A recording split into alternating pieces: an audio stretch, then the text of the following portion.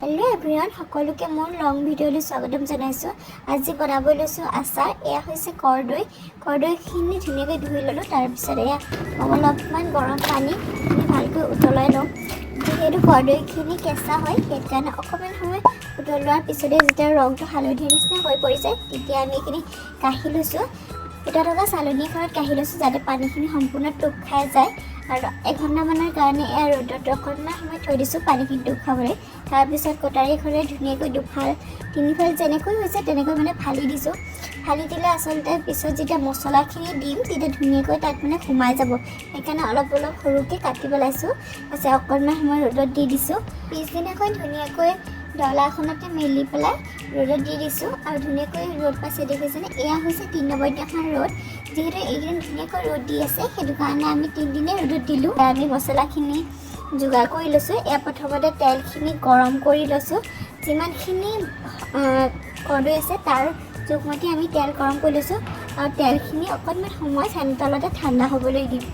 তাৰপিছত এতিয়া মছলাখিনি আমি লৈ লৈছোঁ। এয়া গোটা মছলা হয়।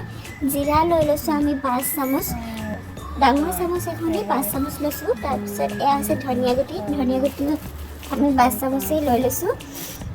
তাৰপিছত এয়া লৈছোঁ বগা সৰিয়হ, এয়া লৈছোঁ 5 চামুচ আৰু চফ লৈছোঁ 6 চামুচ, যিহেতু চফ খাই আমি ভাল পাওঁ।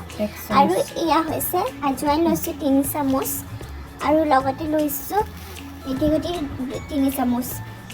আজৱাইন আৰু মেথি গুটি 3 চামুচ, বাকী লৈছোঁ 5 চামুচ আৰু মাত্ৰ চফটো অকণমান বেছি কৰি লৈছোঁ 6 চামুচ। আৰু ধুনীয়াকৈ এইখিনি ৰোষ্ট কৰি লৈছোঁ। তাৰপিছতে অকণমান ঠাণ্ডা হৈছে পিচি লৈছোঁ। বেছিকৈ পিছা নাই, অকণমান দৰদৰীয়াকৈ পিচিছোঁ যাতে মছলাখিনি গোটা হৈ থাকে, খাবলৈ তেতিয়া বেছি ভাল লাগে।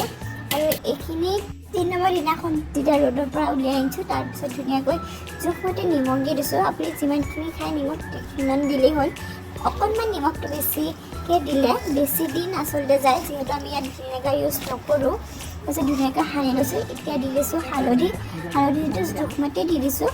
তাৰপিছত এয়া যিখিনি মছলা পিচি থৈছিলোঁ সেইখিনি সম্পূৰ্ণ দি দিছোঁ আৰু ধুনীয়াকৈ হাতেৰে লৰাই দিছোঁ। হাতেৰে আচলতে সানিলে বস্তুটো খাই বেছি ভাল লাগে।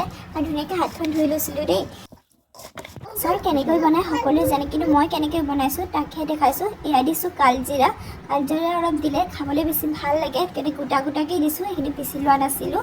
তাৰপিছত ধুনীয়াকৈ সানি লোৱাৰ পিছত এতিয়া ৰঙৰ কাৰণে দিম কাশ্মীৰী ৰেড চিলি পাউডাৰ।